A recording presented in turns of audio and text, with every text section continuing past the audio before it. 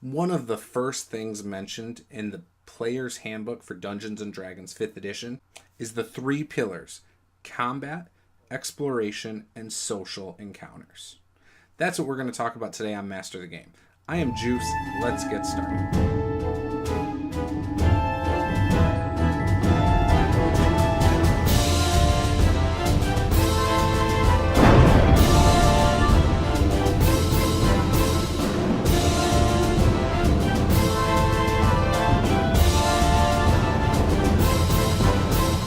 I just want to give a quick shout out to the software D&D Beyond. If you're playing D&D and you're not using D&D Beyond, you are missing out. So head on over to D&D Beyond. You'll just need a Twitch account to get started and check it out. See what they have to offer. I guarantee you it will improve your gaming experience beyond your wildest dreams.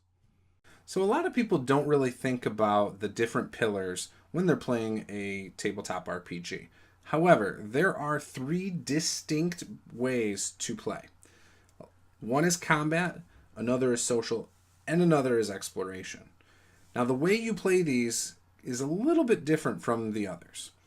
Combat, for example, is an initiative order, and you're going to go through and you're going to roll to hit, you're going to roll to make saves, all sorts of things like that, right? And you're going to role play out what you are doing in combat. Exploration sometimes could take a very short amount of time to cover a lot of time.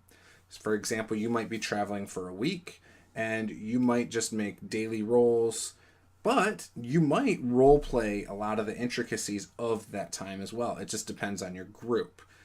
The things you're going to see in exploration are going to be completely different than what you're going to see in combat.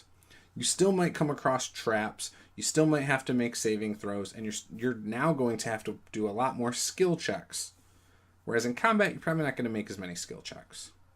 Social encounters are going to be based really heavily on social roleplay. For example, talking to NPCs, trying to talk down an enemy, and try not to fight them.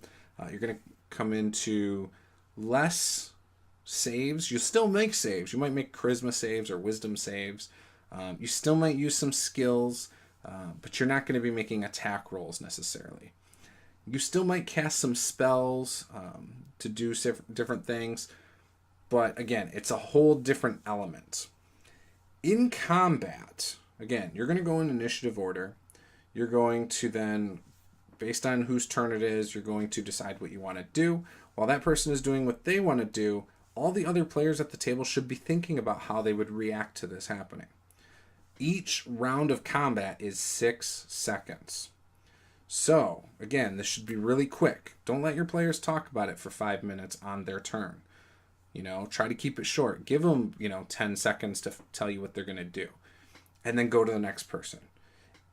Now, how you handle somebody who takes a little bit longer is up to you. I've seen people say, okay, we're going to come back to you. You figure out what you want to do, but we're jumping to the next person in initiative order. I've also seen DMs who say, okay, we're going to go with a defensive stance for you. Try to figure out what you're going to do before your next turn. And then they move on.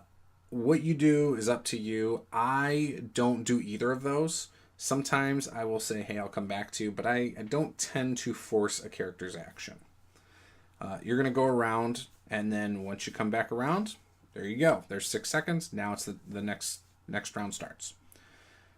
When it comes to your exploration encounters, I like to get an idea of how their marching order is. If they're walking in a line, single file, 2 by 2, if they're just walking side by side. I like to get an idea for how they're traveling. I like to get an idea for what they're doing while traveling. Maybe you have a ranger who's trying to look for any resources like food or searching for tracks. Maybe you have somebody scouting ahead for enemies, monsters, anything that might be a danger. Maybe you have somebody who's constantly checking for traps. Maybe somebody's casting a spell, Pass Without Trace, for example. So again, I try to figure out what each player in the group is doing while traveling. Based on what they're doing while traveling, they might have to make saving throws, for dodging traps. Maybe they don't have anybody who is checking for traps, or their passive perception isn't good enough to spot traps.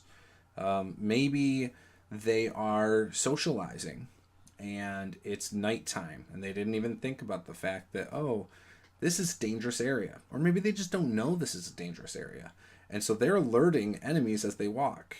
So maybe a surprise round is in order and we jump into combat with them being attacked. For a social encounter, you're going to probably just do it like a normal social interaction. You're going to let everyone freely talk, and occasionally you might say, oh, hold on, let's roll for deception. You're trying to act like somebody else, roll a performance check. So you might force some rolls here and there, but for me, I don't do a lot of rolls. And in fact, I only ask for a roll if what they're trying to do is very convincing and could sway how something happens. Now, if somebody says they're trying to trick a guard into thinking that they're another guard, but they're not even like the same race of the people or something like that, they have practically no chance of doing this. So I actually won't even ask for a roll. I will actually have the NPC guard just say, no, you're not. So there's a lot of ways you can handle that. Some DMs always allow for at least a roll. I don't. In fact, I feel in tabletop RPGs, you use rolls only when it's plausible. If something's impossible, I don't allow rolls. If it's absolutely impossible, such as swaying somebody to believe something that they wouldn't believe, then I don't do it. I also don't like to have players use the dice against another player in the sense of, I'm trying to convince this player of this. I try not to do that.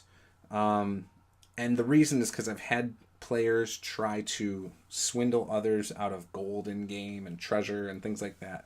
And I found that when you leave it to the dice roll, you might have one player that gets a little frustrated, and so it can ruin their experience when they think it doesn't make any sense that their player or that their character would have believed that. So again, use your discretion, talk it out with your DM, talk it out with your group, figure out where they stand on these issues. With social interactions, I try to engage every player at the table. If you have one player who is more quiet at the table and they're not as social with NPCs, have an NPC pull it out of them. Maybe encourage some of your other players outside a game to put that other player out there to talk. If that player is just not comfortable with that, don't force it. And don't ever force a player to talk in character. If they want to do it in third person, you should always allow that. If somebody likes to use the roles more and they're more comfortable with that, again, think about allowing it. It's just not something I always do, but when someone's just starting out and they're not completely comfortable, it is something I have done. There are some abilities and spells that work better in different types of encounters. Rangers and druids and some backgrounds have really good abilities that work with exploration. Some backgrounds allow some extra social abilities. And obviously we know there's a lot of abilities focused on combat. Combat is focused on the most with the rules of Dungeons and Dragons. And, there's a lot of good things out there that focus on the exploration. For example, Adventures in Middle-earth by Cubicle 7 for 5th edition is a fantastic product with some extra rules for exploration. So if that's something you would like to look into, I highly recommend those books. You'll probably just need the Player's Handbook and the Lore Master's Guide if you want to dive into that. There's also some cool corruption rules, and yeah. Now, you don't need that to play 5th edition, but it does have some cool little things in there that you might consider for your 5th edition games. If this is your first time watching, make sure you hammer that like button and smash that subscribe button. Make sure you head on over to rpgjuice.com, where you can get caught up on the latest videos, the latest news, and blog posts from Juice himself. This is Master the Game. I am Juice. Game on.